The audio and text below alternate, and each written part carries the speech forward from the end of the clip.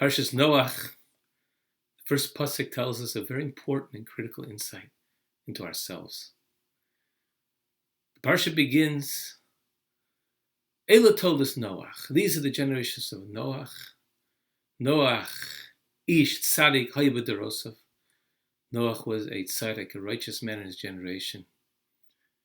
Es Elokim misalach Noach. Noach walked with Elokim. He walked with God.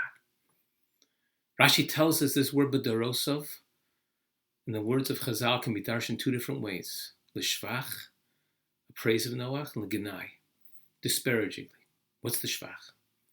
The Noach was a tzaddik in his door, in his generation.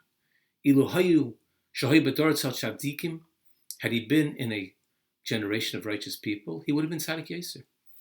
He would have grown even more. He would have been greater, more righteous, due to the impact, the hashpah, the influence of those around him.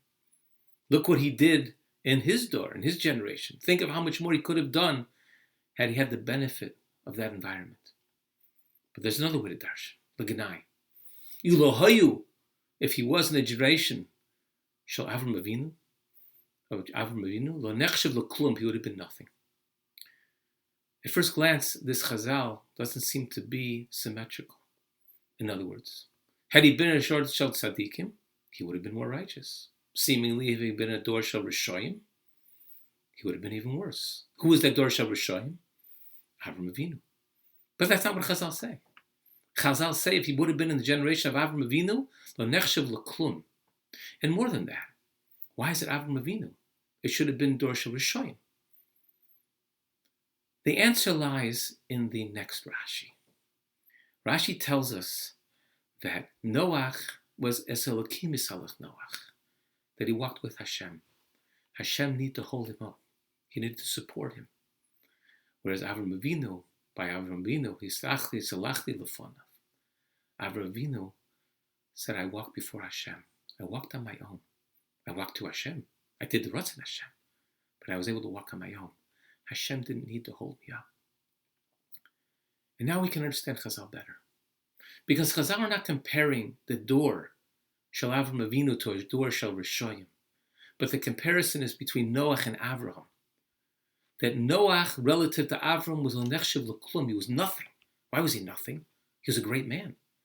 He built the Teva. For 120 years, he bucked the entire world to stand up for what was right, to stand against political correctness.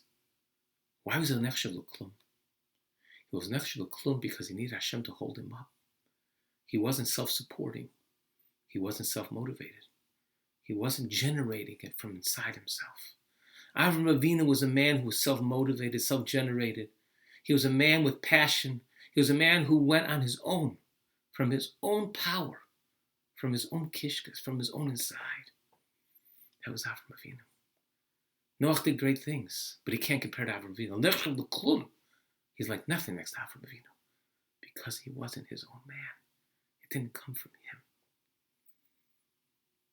This is our opportunity, especially now during this pandemic, when we're alone, we're quarantined, we're not able to interact with others. It's an opportunity to get more in touch with ourselves, get more in touch with that which Avraham Avinu was morish lebonov, that which he bequeathed to his children. This ability to go inside, this ability to do it from ourselves, this ability to be self-generated, self-motivated, the passion to pursue what we need to pursue.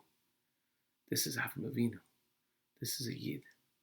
This is our opportunity to follow in the steps of Avraham Avinu, our Tati, Avraham Avinu, our Father, and to be like him in every way that we can.